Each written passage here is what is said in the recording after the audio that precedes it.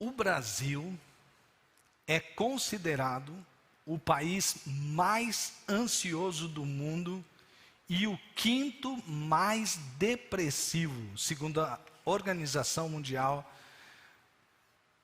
da Saúde.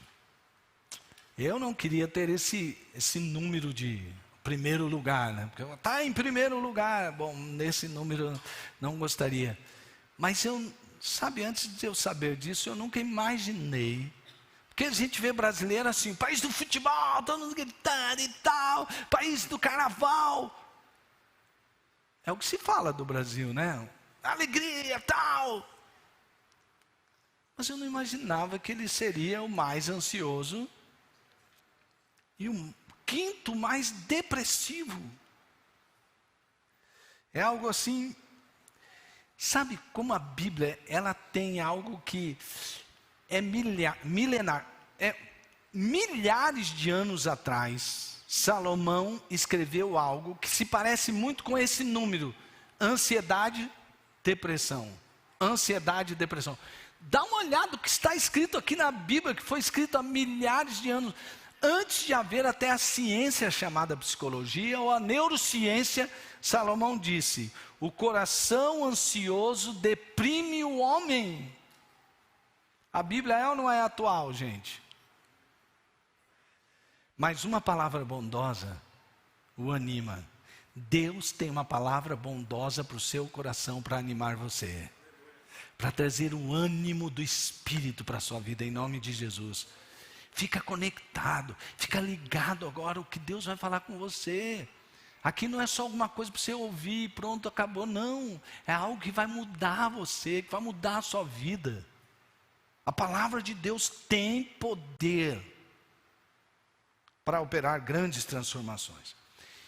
Dito isso, vamos trabalhar um pouquinho para falar sobre ansiedade. Eu vou repetir para que você não tenha problemas com isso. Eu não estou dizendo que pessoas que são ansiosas ou estão deprimidas, ou até mesmo pessoas que tiram suas próprias vidas, elas não são de Deus e vão para o inferno por causa disso. Não estou dizendo isso. O que nós vamos tratar aqui não é um tratamento de ambulatório médico, tá? Nós não vamos tratar aqui de transtorno de ansiedade. Se você sofre de algum transtorno de ansiedade, por favor, procure um médico. Mas o que a palavra de Deus quer tratar aqui, e eu peguei a ajuda de um amiguinho, um pregador muito bom, é sobre o estilo de vida ansioso. Estilo de vida ansioso. E ele pode ser provocado por várias coisas. Nós vamos ver isso mais à frente. Mas vamos falar um pouquinho sobre a palavra ansiedade que está aqui no texto. Eu vou pedir a ajuda, a um pastor conhecido, um teólogo muito importante na história da teologia desse tempo, é o pastor Warren Wiersbe. Ele traz a palavra ansiedade, segundo ele, um estudioso no assunto aqui, traz a ideia de atraídos para direções diferentes. Nossas esperanças nos puxam para um lado e nossos medos para o outro, e a tensão cresce e ela se torna insuportável. Imagine eu com um elástico aqui, e aí eu começo de um lado eu vou com os medos, puxando para cá. Do outro lado a esperança. Medo, esperança, medo, esperança, medo, esperança. E o medo vai puxando você para um lado, a esperança. Essa tensão, aqui no sentido da palavra que Paulo diz, é justamente isso. A ansiedade, um estilo de vida ansioso. Ele ainda continua explicando, o sentido da palavra ansiedade é associado à angústia, que pode significar estreiteza. O sentido da palavra ficou estreito, ficou apertado. Mas aqui mesmo nesse texto, Paulo vai dizer que, dirigido pelo Espírito Santo, é a palavra de Deus, que há cura para a ansiedade. Nós não precisamos ficar reféns das nossas preocupações e nossos medos. Há liberdade para nós na palavra de Deus. Como então reagir positivamente? O que eu preciso fazer então? Olha, tem que começar com uma palavra que talvez a princípio vai te deixar mais ansioso do que quando você entrou aqui. Você vai dizer, pastor, que é isso? Eu cheguei aqui para tirar a ansiedade, você vai me jogar mais ansiedade. Não, olha, a palavra de Deus diz assim: não andeis ansiosos por coisa alguma. E as palavras estão colocadas de certa maneira, né? Que ela mostra assim, ó. Você tem uma ordem dada pela palavra de Deus, porque ali é uma ordem, é um imperativo. Não andem ansiosos. Então tem uma ordem da palavra de Deus. Não andem ansiosos. E quando eu estou ansioso, eu estou desobedecendo o quê? Pode falar, não fica com medo não. Depois tem cura. Tem cura depois. Você está desobedecendo a palavra de Deus, sim ou não? Sim. E se você está desobedecendo a palavra de Deus, você está em? Simples assim. Mas espera aí. Deus não colocou essa palavra aqui para que você então dissesse assim, então, mas eu não tenho controle sobre essas coisas às vezes. Sim, é por isso que Deus está falando. Não ande, eu sei que você não tem controle. Que tal mudar o controle da sua vida? Ao invés de você ficar controlando sua vida, e ao invés de você achar que as circunstâncias é que controlam a sua vida, que tal você passar o controle da sua vida para mim? Aí você vai poder cumprir com a palavra, não andem ansiosos. A palavra cura a ansiedade em nome de Jesus. A palavra traz cura, a cura para a ansiedade na palavra de Deus. Isso não quer dizer que você não vai ter que lutar com a ansiedade. Isso não quer dizer que você não vai ter certas preocupações. Lembra, no começo eu disse, certas preocupações acendem até atenção, algo perigoso está acontecendo. Chama a sua atenção. Não é sobre isso que eu estou falando. Só estou falando sobre estilo de vida ansioso. A palavra de Deus, então, vamos ler em Filipenses, primeiramente no capítulo 4, os versículos 6 e 7. Não andem ansiosos por coisa alguma, mas em tudo, aqui, não andem ansiosos. Eu sei que é difícil cumprir essa ordem da palavra. Por isso Paulo vai falar assim, querem saber como cumpre? Vocês querem perceber como Deus vai capacitar vocês para não andarem ansiosos? Mas, quer dizer, agora tem uma adversativa. Ao invés disso, em tudo, pela oração e súplicas e com ação de graças, apresentem seus pedidos a Deus. E a paz de Deus, que excede todo entendimento, guardará os seus corações e as suas mentes em Cristo Jesus. Vejam as palavras em negrito: oração e súplicas, ação de graças, guardará. Aqui a palavra vai mostrar como você faz para lidar com isso. Então vamos lidar com 3 palavras a priori. Eu não sei se eu vou falar certo aqui, porque o grego koiné já é uma língua morta, mas eu vou arriscar conforme está transliterado. Prososhe, que significa oração em geral. Como eu combato a minha ansiedade? Estando sempre em oração. Existem várias vozes no mundo. As vozes das circunstâncias. Às vezes uma circunstância joga você numa ansiedade, é uma voz forte. A voz de alguém que você considera muito e que falou uma coisa que não deveria falar, é um outro barulho. Um outro barulho, as muitas vozes de tanta informação que você recebe. E parece que tem certas informações que são selecionadas para jogar você no buraco da ansiedade.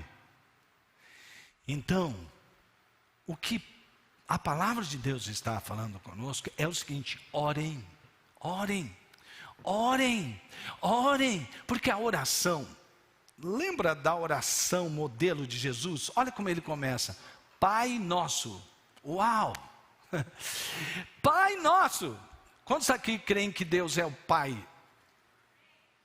Deus é o seu Pai? Amém. E Ele é o Pai Nosso que está onde? Isso quer dizer que Ele é divino? Isso quer dizer que Ele é todo poderoso? Isso quer dizer que Ele ama você acima de todas as coisas, por isso que Ele é o teu papai. Ele não te transformaria em filho dele, Ele deixaria você como criatura, mas Ele fez de você pai, filho, porque Ele é teu pai. Pai nosso que estás nos céus. Você percebe que Paulo está falando assim, o que Jesus ensinou, e com a primeira frase que ele colocou na oração, ele dá prioridade àquilo. Mas olha como continua a oração. Pai nosso que estás no céu, santificado seja o teu. Ele é um Deus santo, não é? E o que ele faz, ele cumpre, sim ou não? Ele não pode ser enganado, ele não pode ser corrompido, ele é um Deus santo. Venha a nós o quê? O teu reino. Seja feita a qual vontade? Não a minha.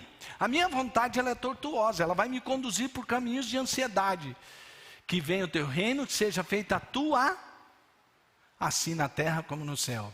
Agora, você já parou para pensar que talvez em linha de prioridade, o que vem a seguir deveria estar depois de amar o próximo, depois de perdoar o próximo, não devia estar depois, mas logo depois ele diz o quê?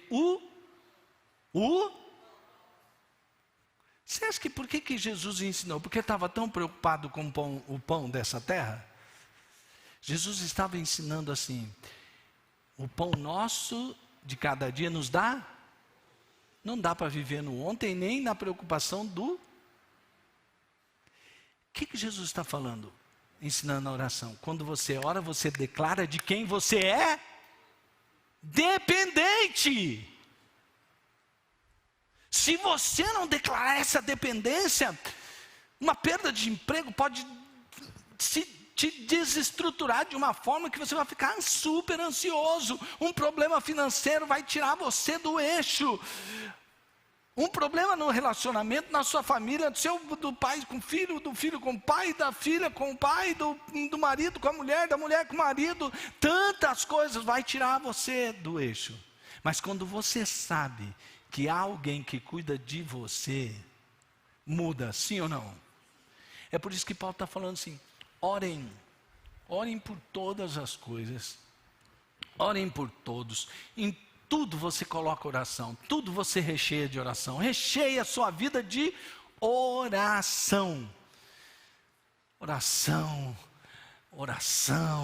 um grande remédio contra a ansiedade. Agora, ele fala da oração em dois sentidos, encher de oração, mas há aqui a palavra deesis, que significa um clamor específico, algo que está te afetando tanto que não vai dar para você colocar no geral. Você vai ter que tirar e trazer para o específico. E você vai se ajoelhar, e você vai clamar ao Senhor, e você vai suplicar: Deus, tem misericórdia de mim, ó Deus, essa luta eu não estou dando conta, Deus, olha o que aconteceu aqui, Deus. E você não sai daquela súplica até que você seja visitado pela esperança que vem do Espírito. Que você pode se levantar dali e dizer: pronto, já entreguei. Eu sei quem está cuidando de mim. Eu sei que essa luta não é para o meu mal. Glória a Deus. Eu sei que essa provação não é para me reprovar. Essa provação de Deus é para me aprovar e tornar o meu caráter um caráter mais forte e firme. Uau! E a terceira palavra é Eucaristia. Acho que você já ouviu essa palavra, mas literalmente significa gratidão, ações de graça. Quando você recheia a sua oração de gratidão, é diferente. É diferente, ó. Descobriram, agora, estava vendo um amiguinho, né? Não conheço ele, mas eu chamo ele de amiguinho porque ele me ajuda muito, né?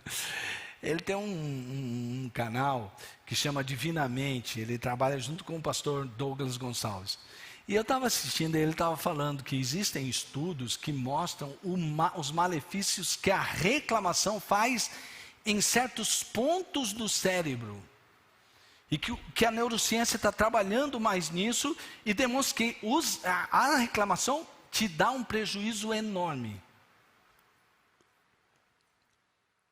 Bom, a gente já percebia isso no dia a dia, não é verdade?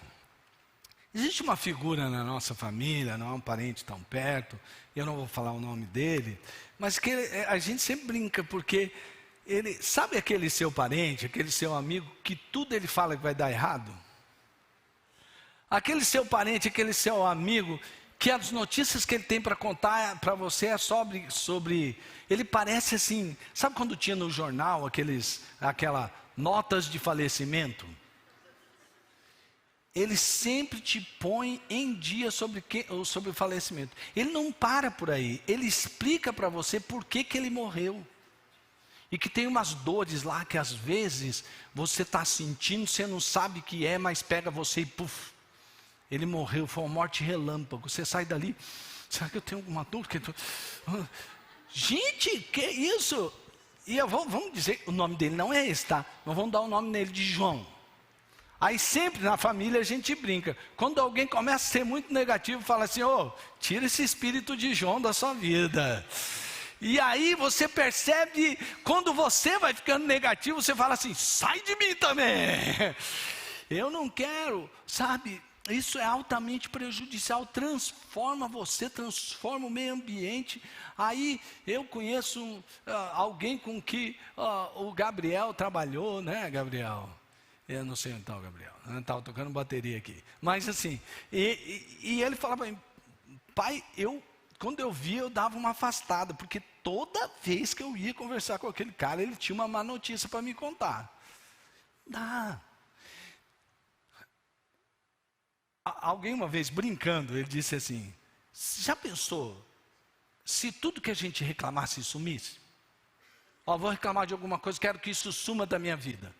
Aí ele começou e continuou, falou assim, estou com uma dor de cabeça, e você começasse a reclamar da dor de cabeça, sua cabeça sumisse. Ai, meu estômago hoje, estou com uns negócios que não sei, seu estômago sumisse. Eu estou brincando assim, porque o sentido de gratidão, não é que você vai falar obrigado pela dor de cabeça. Você deveria falar obrigado porque eu tenho cabeça para doer, né? E a minha dor de cabeça está indicando, porque a dor é bênção também. Ela está indicando que alguma coisa está, e eu tenho que me cuidar. Existe sempre um meio de você dar a graça em tudo, em todas as circunstâncias, por mais difíceis que elas sejam.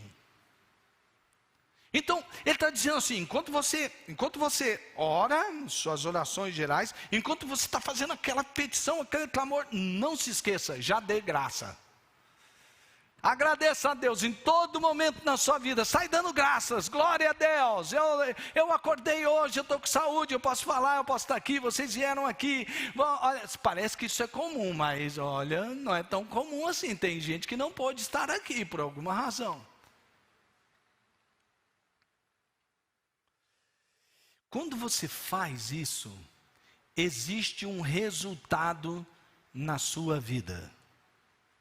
Então, olha só, quando nós falamos, atitude 1, orações, súplicas com ação de graças, o resultado 1 é que a paz que excede todo entendimento guardará os seus corações e as suas mentes em Cristo Jesus. Paulo aqui está usando uma figura de linguagem.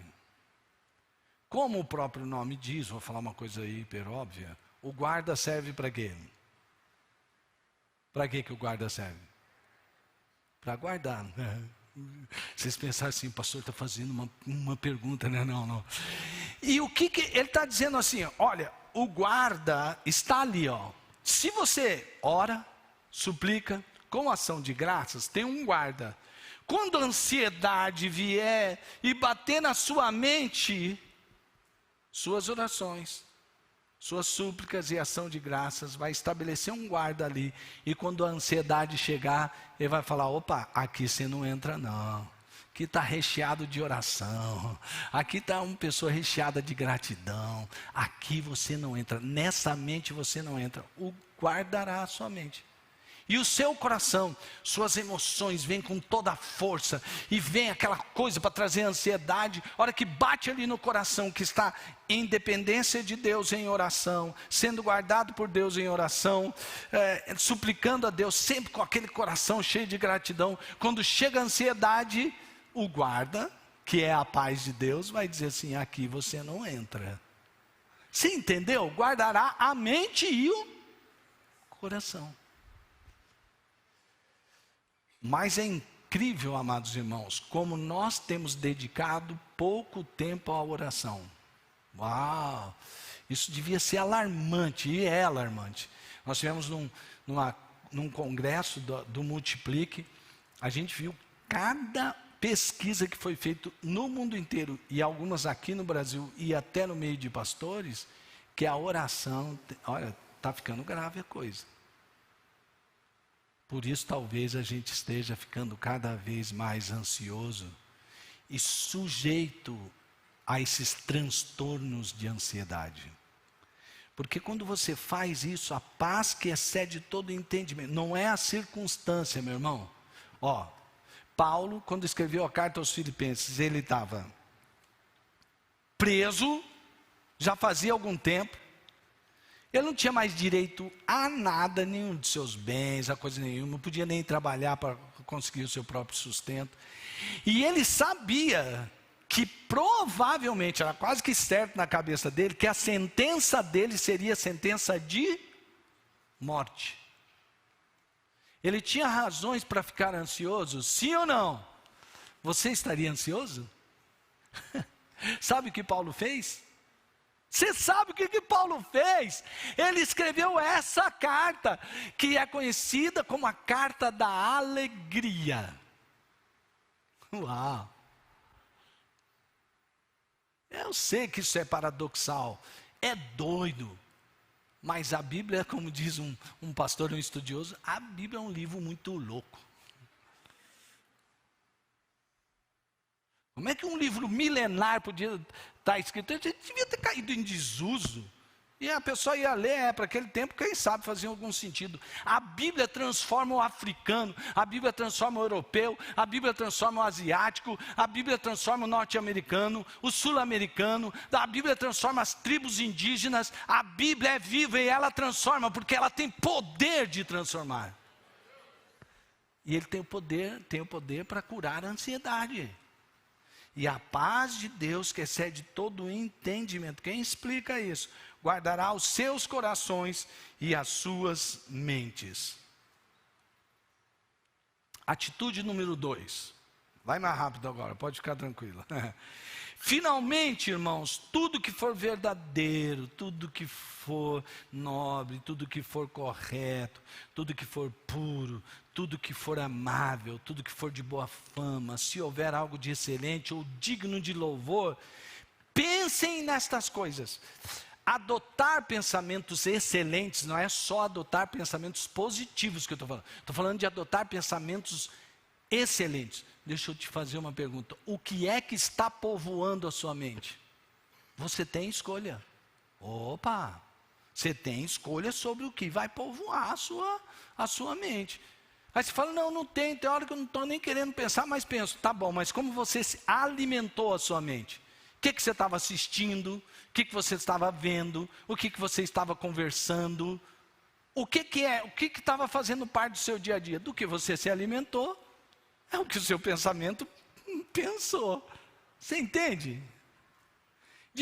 Ao invés de você ficar maratonando séries no Netflix, por que você não maratona a Bíblia? Quem sabe os seus pensamentos serão povoados por outras coisas. É como você enche, é isso que acontece. Você pode escolher o que vai povoar seus pensamentos. O grande desafio aqui é gerir os pensamentos. Não ficar pensando em coisas demais. Você não tem condições de pensar em tudo. Você não vai resolver tudo. E diante de tanta informação que a gente recebe, meu Deus. Antes você pegava um livro, tinha que ler ali, página por página, mexer. Agora é assim, ó, bombardeio na sua mente, informação, informação, informação, informação, informação, informação. Aí você fica tão cheio de informação, que diz que as pessoas cheias de informação, ele vai entrar numa banheira e tem um pé para dentro e outro para fora. E aí ele pensa assim, o que será? Eu entrei, eu estou saindo ou estou entrando da banheira? Quando o seu pensamento é povoado de tantas coisas, você está no meio da escada, você não sabe mais se você está subindo ou se você está descendo a escada.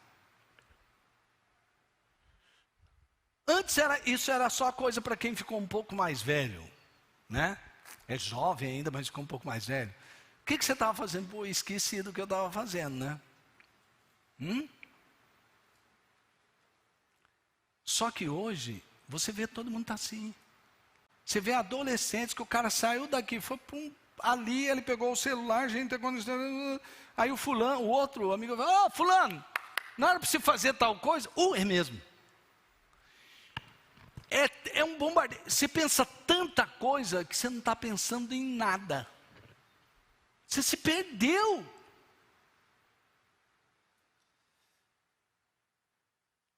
Olha só o que diz a palavra de Deus. Eu peguei 2 versões e vamos comparar aqui, ó. Olha aqui, ó. Uma versão na Almeida Corrigida e Fiel. Na multidão de pensamentos diante de mim, as tuas consolações recrearam a minha alma. É como se dissesse assim, ó. Eu estava pensando tanta coisa, eu estava preocupado, tanta coisa, aí Deus chegou e falou para mim assim, calma. Agora, quando a ansiedade já me dominava no íntimo, o teu consolo trouxe alívio à minha alma.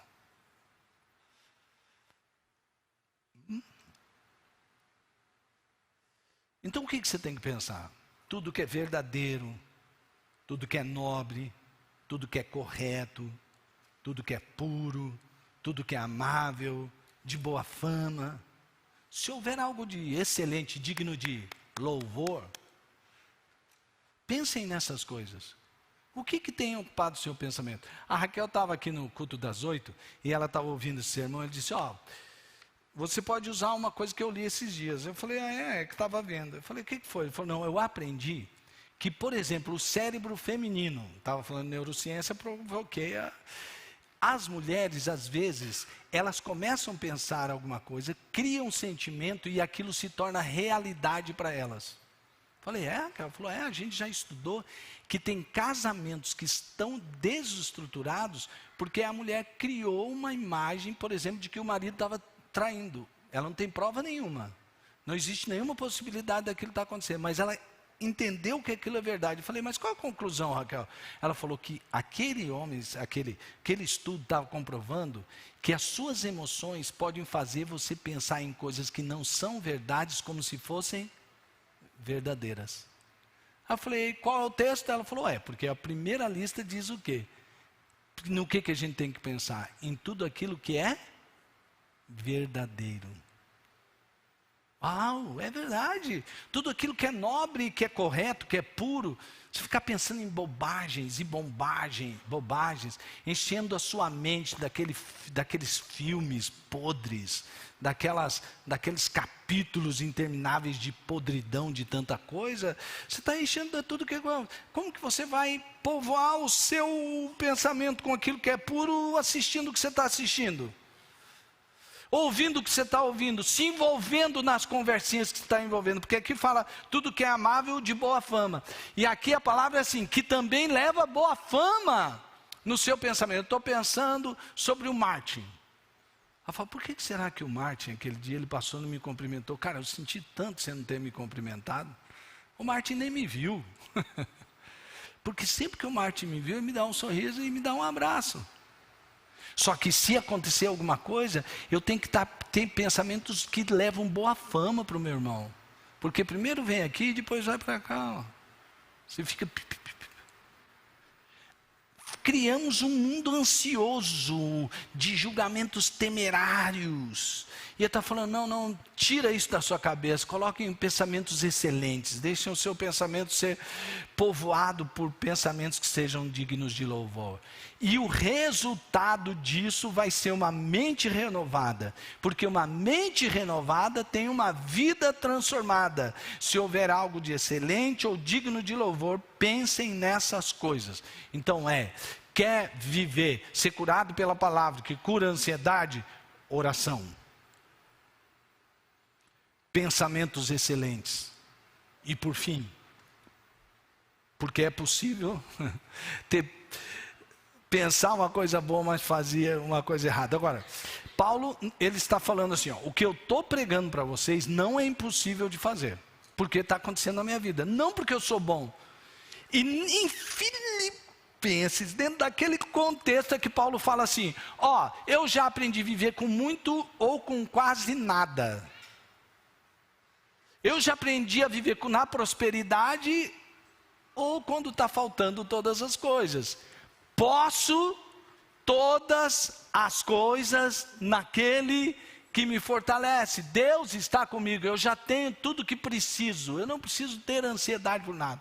Mas você está preso, cara. Tomaram os seus bens. Você não tem nem parente com você. Até para você ser visitado por irmão, precisa de toda uma autorização do Estado. E daí? Deus está no controle. E se Ele está permitindo isso, Ele vai me dar forças para enfrentar isso, e o nome dEle vai ser glorificado na minha vida. E quando me prenderem numa algema, junto com alguém que não conhece Jesus, eu vou falar assim, sabe essa minha algema aqui? É por causa de Jesus, mas eu vou te contar quem é Jesus. É assim que as pessoas agem e reagem, praticaram o que aprenderam, receberam e ouviram e viram em mim. Olha que ousadia de Paulo. Mas ele é ousado no Espírito, porque Paulo sabe o que é uma vida sem o Espírito Santo. E ele diz, você não vai conseguir. A minha vida antes de Jesus era uma droga. Eu era um perseguidor do próprio Evangelho do Senhor Jesus, mas agora Jesus me transformou, eu posso viver uma vida poderosa em Deus. Então vocês podem olhar para mim, porque quando vocês olharem para mim, vocês vão ver Jesus. Não vão ver a mim, não vão glorificar a mim, mas vão glorificar o que Deus está fazendo na minha vida. E aí ele diz assim, quando vocês colocarem em prática o que a gente está aprendendo sobre oração, quando vocês colocarem em prática o que é ter pensamentos excelentes, quando vocês praticarem isso, vocês vão colher toda a bênção de Deus, e vocês vão ser livres de um estilo de vida ansioso. Isso indica que não basta você saber o que eu estou falando agora, mas isso indica que você vai pegar agora esse conhecimento, não somente para o seu cognitivo, você vai deixar cair no teu coração, você vai falar assim, minha alma, recebe, abraça, e amanhã, quando você estiver passando por um desafio, você vai se lembrar disto, e você vai falar, eu não quero ser apenas alguém que ouve, mas eu quero ser alguém que pratica a palavra. E uma grande oportunidade para você são nas horas das provações. Por isso que a Bíblia diz, tenham alegria por passarem por muitas provações, porque elas vão operar o quê? A perseverança, o caráter aprovado. Viver um estilo de vida que seja coerente com a fé que professamos, causa impacto transformador em nós e em quem está ao redor. Olha só, o impacto da vida que Paulo viveu está causando impacto em nós até hoje. Eu estou contando para vocês. E vocês estão falando como é que um cara preso, com essa perspectiva de futuro, pode não ser ansioso e falar sobre fé, amor e esperança. Porque ele estava vivendo em Deus. O impacto do Espírito na vida de Paulo fala conosco até hoje. Se as pessoas olham para você, qual é o impacto que elas recebem? Um estilo de vida ansioso ou alguém que em tudo leva a Deus, em oração, em súplicas, com gratidão, sempre cheio de gratidão. Segundo, a pessoa olha para você e diz assim, olha só, ele tem uma paz que excede as circunstâncias. Eu quero ter essa paz assim, que excede todo o entendimento. Sabe qual é o resultado da atitude número 3? Dá uma olhada nisso. E o Deus da paz estará com vocês. Uau! Sabe o que Deus prometeu agora? Ele falou só que a paz dele guardará somente o coração. Ele está dizendo, eu mesmo, eu próprio estarei com vocês. Eu estarei em vocês. Esse é o final da promessa. Não quero andar ansioso. O grande resultado é a presença de Deus nas nossas vidas. Eis que é me dado todo o poder nos céus e na terra, disse Jesus. Portanto, ide, fazei discípulos em todas as nações, pregando, batizando, ensinando a guardar todas as coisas que eu tenho ensinado. E eis que eu estarei com vocês até o fim dos tempos. Existe um poder, existe uma missão, mas existe uma presença. E Deus promete, Jesus prometeu, Ele não é um homem para mentir, nem filho de homem para se enganar ou enganar alguém. A música que nós vamos cantar agora, há uma experiência, eu fui tentar ouvir essa música ontem, mas a princesa Tânia Mara, ela estava falando comigo. Aliás, a experiência com essa música, primeiramente, passou pela experiência que ela teve com Deus, num momento muito doloroso, e eu não aguentei ouvir essa música, eu parei de falar. Aí depois eu falei, princesa, você me perdoa, eu até queria falar, eu até queria interagir, mas eu não consigo fazer que nem o pastor Gilson. O pastor Gilson, ele chora e fala ao mesmo tempo. Eu não. Ou eu choro, ou eu falo. Né? É lindo. Eu estava vendo o pastor Gilson aqui no culto das 8. Gente, como é lindo o choro dele. Toca o meu coração, sabe? Porque ele é um homem de Deus. Eu sei que aquele choro, tanto que ele sente o Espírito. É lindo demais. E ele consegue falar. Eu não. E foi um momento complicado. Aí agora eu quero a parceria de vocês de novo. Pode chegar. Porque tem hora que acontecem algumas coisas que são irreversíveis. São irreversíveis. Já passou por coisas na sua vida que aconteceu um negócio que não ia ter retorno, não ia ter volta mais. Por exemplo, quando você perde alguém. Quando morre alguém. Você sabe que aquilo é irreversível. E aí vem uma porção de preocupações, né? E foi assim quando eu perdi. Minha mãe está aqui hoje, ali sentadinha ao lado da princesa Tânia Mara. Te amo, mamãe. Mas eu tinha uma outra mãe também, que não era minha mãe biológica, que me ama tanto, que está sentada ali assistindo e orando por mim, mas a dona Helena. E eu vim para cá, era um dia de encontro de líderes, e eu tinha que pregar no encontro de líderes, às 10 da manhã. E eu, minutos antes de vir para cá, eu soube que a dona Helena tinha partido e está nos braços de Deus, glória a Deus. Uma vida linda que fala com a gente até hoje. Mas sabe, eu fiquei assim preocupado.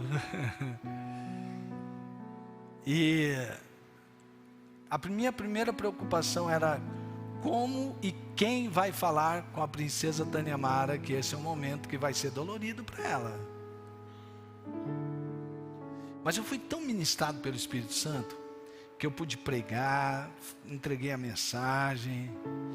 E eu me lembrava, eu falava, eu vou pregar, porque se eu não pregasse, e eu acho que lá no meu encontro no céu, eu ia rever a dona Helena, e ela ia falar, por que você não pregou naquele dia? Você devia ter pregado, filho. Você sabia que eu estava aqui, alegre com Jesus. E eu preguei lembrando dela também.